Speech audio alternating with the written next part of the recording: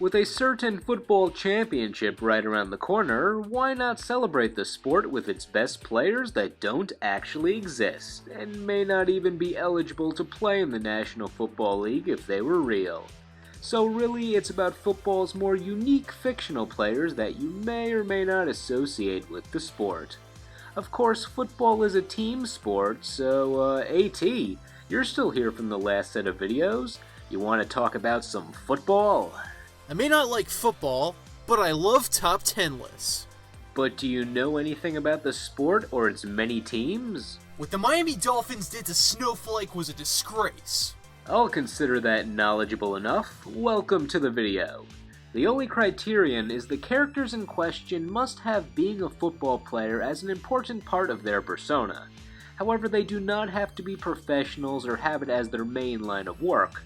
Of course, it helps the more football-oriented they are overall for their ranking.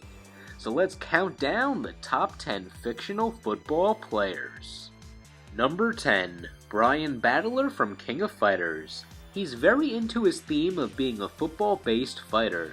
He wasn't really meant for King of Fighters, but publisher SNK had not used the character in his intended game, Football Frenzy, so why let him go to waste? He's built like a fighter, but he's in an awkward position of being underdressed for a football game. I know you're trying to participate in a fair fight, but could you commit to the football theme a little more? Maybe wear all of your pads and helmet? It won't be unfair. King of Fighters never takes armor physics into consideration. Unless you don't normally wear a helmet, which would be worrisome considering the potential for a concussion. Especially after watching that Will Smith documentary. You know, when you use the term Will Smith documentary, you make it sound like it's actually about the life of Will Smith and not that he's playing a real doctor in a dramatized biographical setting. Anyway, Brian is a part of Team USA and is a grappler. As you would expect, he has football-themed moves. He doesn't go all out with his moves like you'd see from a standard defensive lineman, but there are plenty of shoulder charges and grabbing techniques. He can also Psycho Crusher. I'm starting to see why he was omitted from the legitimate football video game. Number 9. Sportsmaster from DC Comics. I guess he's a great football player if he's allegedly the master of all sports, according to his self-proclaimed title. Does that mean he's at the peak level of performance with every sport including football? Or could he be a better football player if he did not split all of his talents to include every sport?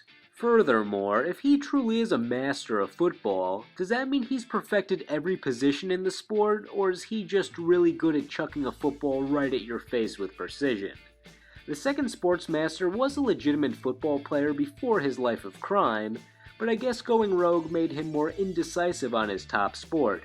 Hey Sportsmaster, what's your favorite sport? All of them! No matter the Sportsmaster we're talking about, he's always been a villain, fighting Green Lantern, Batman, and all of your favorite DC heroes. They should have a Batman movie where Sportsmaster and his goons are trying to rob a sports authority, but then Batman shows up, and then Sportsmaster is just... all of his dialogue is nothing but sports-related puns. It would be like a more modern version of Batman and Robin. It would be terrible and amazing. Number 8. Al Bundy from Married with Children. Did you know Al Bundy scored 4 touchdowns in a championship game for Polk High when the team was down by 3 touchdowns late in the game? It's a little known fact I'm sure no one ever talks about. I'm not sure whatever happened to Al Bundy after that game. No one has heard from him since. Some say he's just a nobody who works at some shoe store in a mall, but it's impossible for greatness to sink that low, isn't it? No. Number 7. Battle Footballer from Yu-Gi-Oh! Once again showing that there's always a relevant Yu-Gi-Oh! Card for any topic that doesn't restrict media. I cannot discuss the iota of personality this monster has in the anime since Battle Footballer is never used. He only appears in the background as a no-personality dueling monster from another dimension in Yu-Gi-Oh! GX who never speaks. I guess that means we just have the card description lore to use when overanalyzing his backstory. Let's see here. He was a cyborg created for a football machine, and he boasts high defensive power. I can see the defensive power, but if he's a cyborg, Does that mean that he was originally a human who was transformed into a machine through some ungodly science experiment? And you know, that tissue is purple. He may not even be a human. This is Yu-Gi-Oh! After all. He could be some cybernetically enhanced goblin or demon. And he was originally invented for a football machine? What? He is a football machine. Is he a cog in a greater scheme? As with the other monster cards I've discussed in the past, he's a vanilla monster who has no real reason to be used. I can't provide any expert strategies here. Well, you can use Shrink to cut his attack power in half, and then summon 2 more of him from your deck with Machine Duplication. He can boost your draw power with Heart of the Underdog, and you can switch his offense for defense with Shield and Sword. So Battle Footballer can be both defensive and offensive. Yeah, alright, you're stretching it. No one's gonna actually take the time to do all that and learn those. Number 6, Charlie Brown. Charlie Brown was on a football team in the special It's Your First Kiss, Charlie Brown. Showing his football prowess goes beyond a simple gag. That being said, Charlie Brown is infamously known for never being able to kick that football due to unfair circumstances. Being Lucy, his friend, always pulling away the football at the last second as he's trying to kick it. And that's why we associate the sport with him. Even in that special, Lucy pulls away the football in a legitimate game. Why would you do that? Who would give her the power to be the holder when Charlie Brown is the kicker? Her antics are well documented.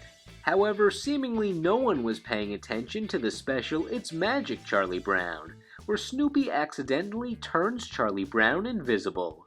Yeah, it's not your standard Peanuts plot. Anyway, I bring up this special because Charlie Brown kicks the football Lucy is holding a few times when invisible, and taunts her that he finally did it. Apparently, Lucy just sits around all day in a holder position which allowed this to happen. Though I think everyone ignores this special since they still say Charlie Brown never kicked that football in his entire life. Supposedly it's more fun to imagine it that way? Otherwise, I feel the audience would have reacted more favorably to this moment finally happening. Yeah, way to put it to her, CB. Number 5. Johnny Maximum from World Heroes. Now here's how to make an over-the-top fighting game football player, once again brought to us by SNK, who co-developed this game with A.T. World Heroes is a series where the scientist Dr. Brown, obvious reference, created a time machine and pulled warriors from all over time to see who is the strongest. The second game introduced the extreme football player Johnny Maximum, who is based on Joe Montana, which probably explains why they gave Johnny the initials JM. Johnny does what Brian Badler lacked, and that's taking his theme incredibly seriously. Usually I give praise for a fighting game character that has personality, but Johnny being so one-note is amusing and fits this topic. He doesn't just use moves based on the techniques of a quarterback.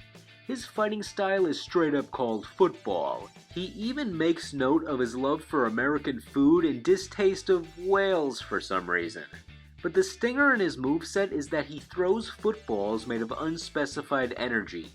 Truly, this makes him the greatest fighting game football player based on his sheer commitment to his theme.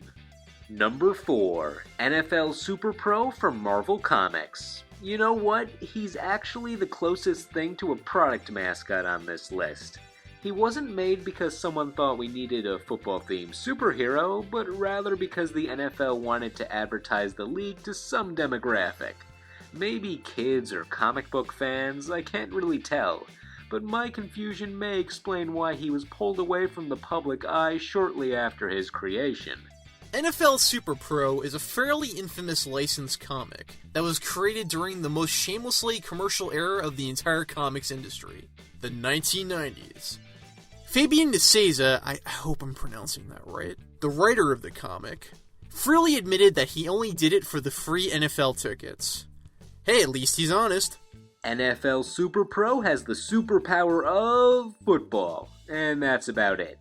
He has super armor themed after the gear of football players, so I think you get his gimmick. His rogues gallery consists of Instant Replay and the Almighty Dollar, who shoots coins out of his hands. But I thought that the NFL was in the pursuit of the almighty dollar. The plots were considered nonsensical and full of holes, even within the context of a comic book. The issues relied on gimmicks like crossovers with Spidey and Captain America in order to boost sales. Super Pro was cancelled after an annual and 12 issues, only because NFL pulled the license. As far as I know, he's still in continuity. So I'm still holding out for that Marvel vs. Capcom Infinite DLC and that Avengers 3 cameo. To quote you from that Al Bundy segment earlier, no. Number 3, Rod Tidwell from Jerry Maguire. Yes, he's an underrated wide receiver for the Arizona Cardinals in this story, but we all remember him because of 4 words: show me the money.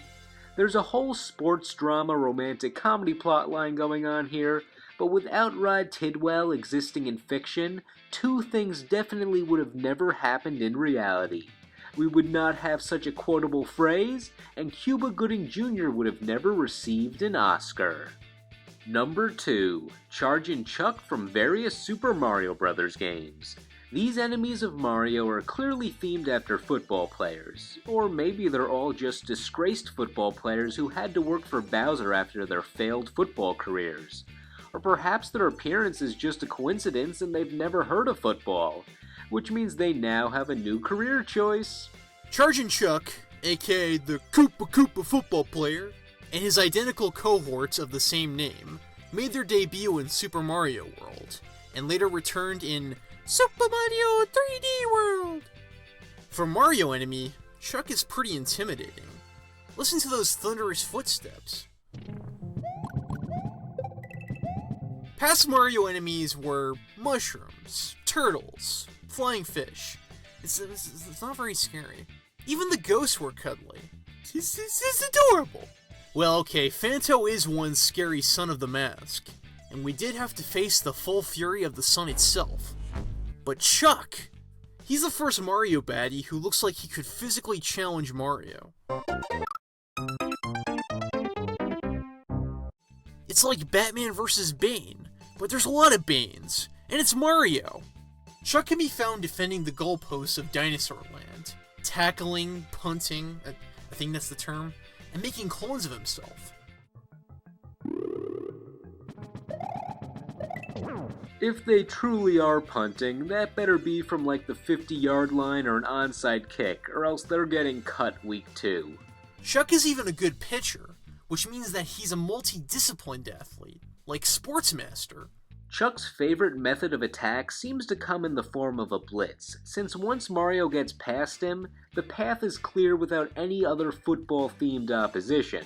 If this was a real football game, after getting past Chuck, it's like Mario is open to catch any pass, if Mario was also the quarterback at the same time. Okay, maybe the analogy isn't perfect.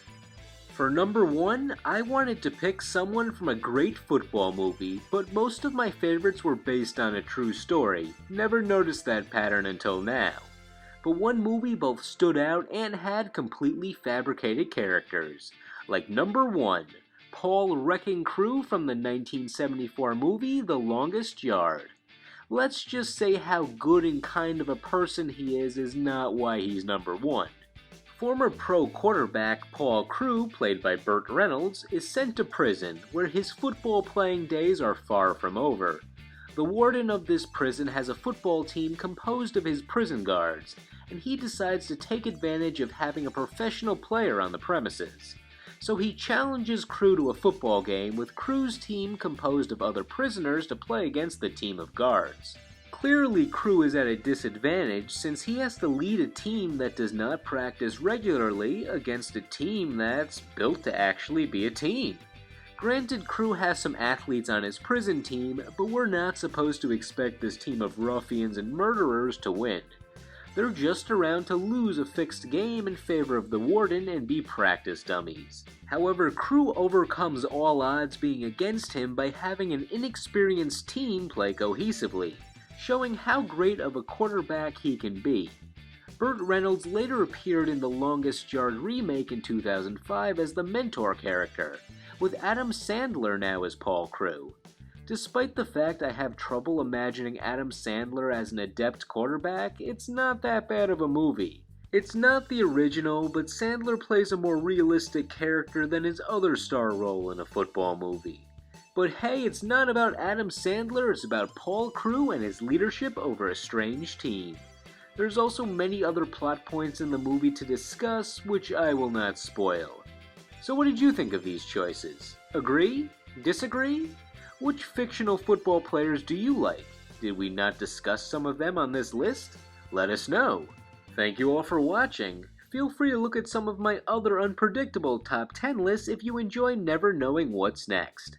Also check out my co-commentator A.T over at SoftwareAgentsCorp for video game reviews. Or just have fun letting the video end naturally. Anyway, I will see you in the next video.